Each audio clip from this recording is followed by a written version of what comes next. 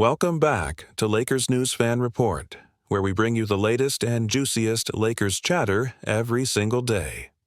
Before we dive into today's blockbuster rumor, smash that like button, subscribe to Lakers News Fan Report, and turn on notifications, so you never miss a single update on your favorite team.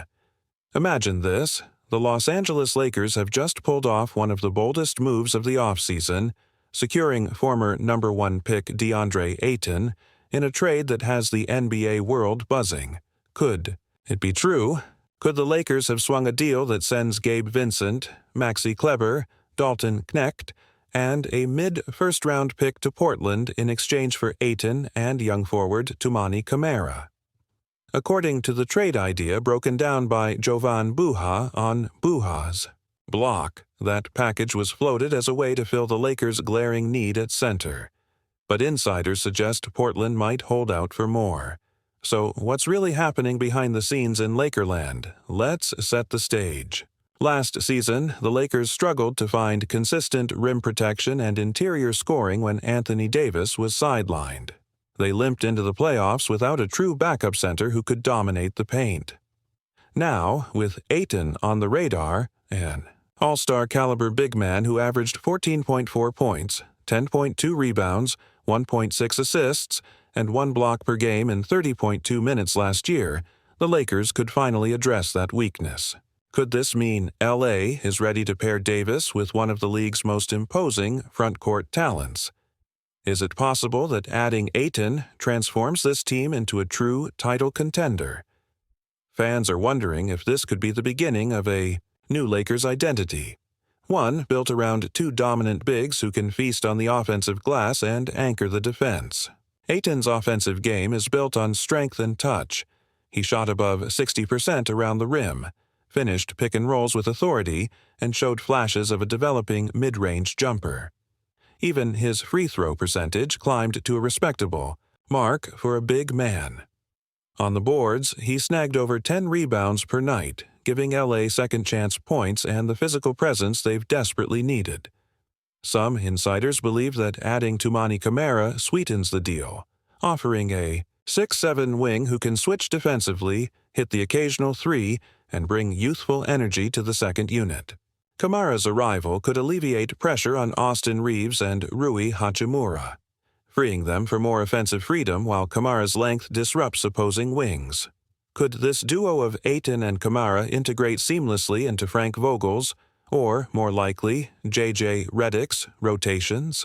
Would we see a Lakers lineup that features LeBron James initiating from the top while Davis and Ayton occupy the paint, creating a pick-and-roll nightmare for every defense? Of course, the price tag is steep. Sending out Gabe Vincent, our budding guard who provided instant offense off the bench, and Maxi Kleber, a dependable stretch big who shot 38% from 3, hurts.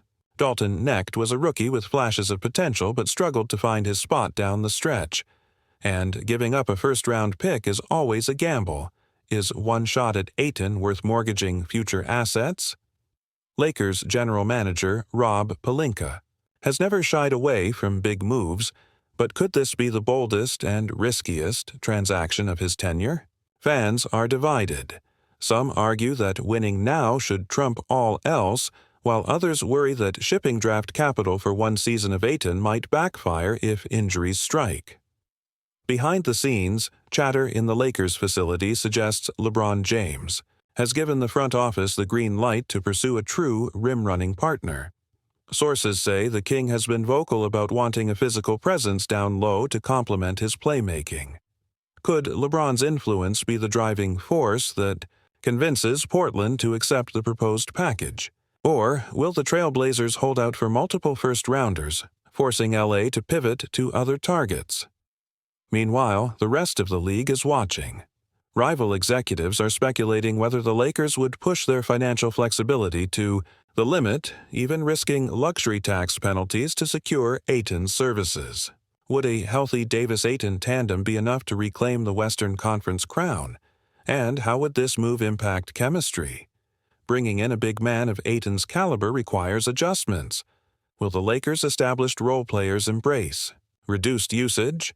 Can head coach J.J. Redick integrate two high-usage stars alongside LeBron without sacrificing ball movement?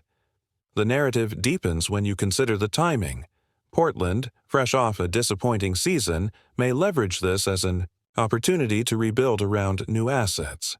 But could the Blazers front office balk at sending a former number 1 pick to a rival in exchange for unproven talent and picks that might not convey until years later? Some insiders believe that the Blazers respect Ayton's upside, but view the Lakers' offer as only the starting point in negotiations. Is this trade talk genuine, or is it Phoenix-level posturing designed to gauge market value? Fans are already picturing the highlight reels, Ayton sealing off the paint, gobbling up rebounds, and finishing alley-oops from LeBron. They're dreaming of a Lakers defense that can switch more effectively and deter drives at the rim. Could this be the roster tweak that pushes the Lakers from a team that can contend to a team that will dominate? Or is it a case of putting too many eggs in one basket? As we await word from Pelinka's office, one thing is clear. The Ayton saga has ignited hope and debate across Laker Nation. The possibility of a trade that sends Vincent, Kleber, Connect, and a pick to Portland in exchange for Ayton and Kamara is the kind of story that keeps fans glued to their screens, refreshing Twitter feeds, and dissecting every insider nugget. But what do you think about all of this? Personally, as a Lakers supporter, I believe plumbing the paint with an athletic force like Ayton could be precisely what this team needs to go all the way. However, I can't help but worry about the price. We'd pay in lost draft capital and depth. I can't wait to read your thoughts in the comments below. Signing DeAndre Ayton would trigger a seismic shift in the Lakers' season plans. Imagine the immediate on-court chemistry and the ripple effects throughout the roster. With Ayton manning the paint alongside Anthony Davis, the Lakers would boast one of the most formidable front courts in the NBA. Ayton's 7'0" frame, 270-pound build, and explosiveness around the rim would allow Davis to roam more freely on the weak side. Picture the two of them operating in tandem. Davis drawing attention with his face-up game and mid-range touch while Ayton crashes the boards for second-chance opportunities, gobbles defensive rebounds, and finishes thunderous alley-oop slams. From LeBron James' pinpoint passes. Could this dynamic duo become the ultimate pick-and-roll pairing, forcing defenses into impossible rotations? The ripple effect on spacing and offensive flow would be undeniable. Austin Reeves, Rui Hachimura, and Malik Beasley could find themselves playing with far more room to operate, freed from the constant double teams that plagued last season. With Ayton in the mix, opposing defenses would be reluctant to help off Davis, knowing Ayton's finishing prowess around the rim. That hesitation means more open catch-and-shoot opportunities from the perimeter, setting up a lethal five-man unit, capable of punishing every inch of the floor. Is it possible that this addition turns the Lakers into the league's most efficient offense in the paint and beyond? Defensively, Ayton's impact would be just as profound.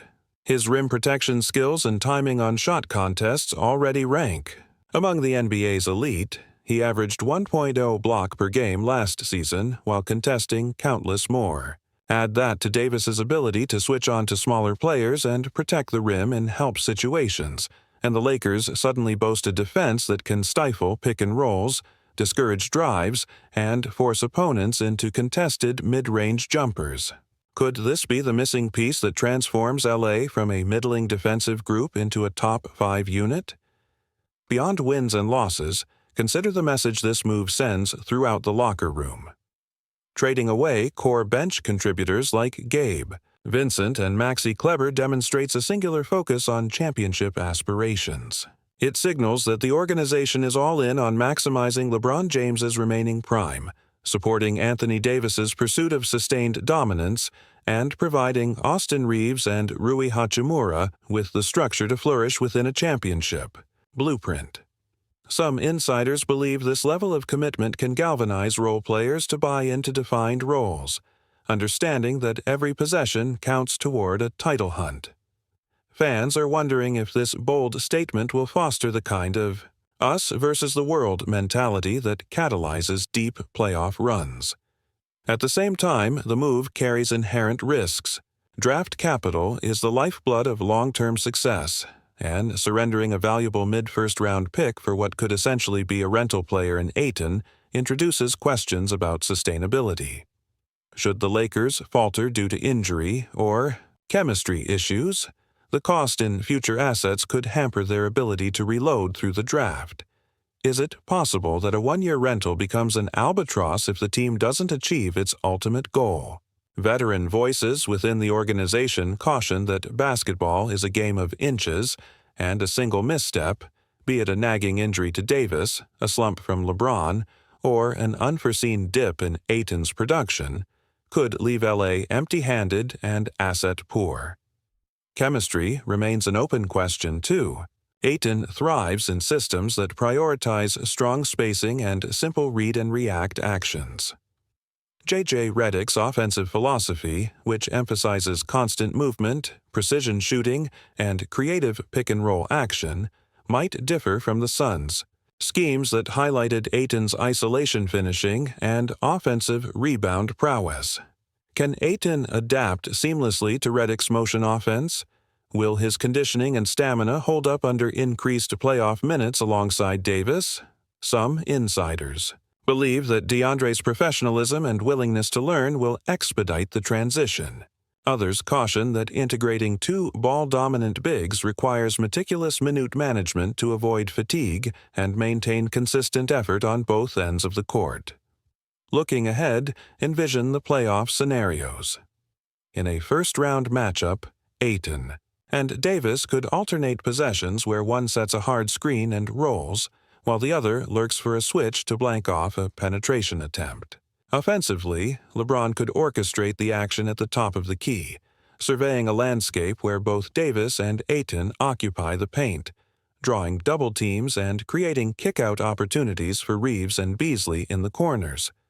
Defensively, the two bigs could marshal the paint with an intimidating presence that sends a message.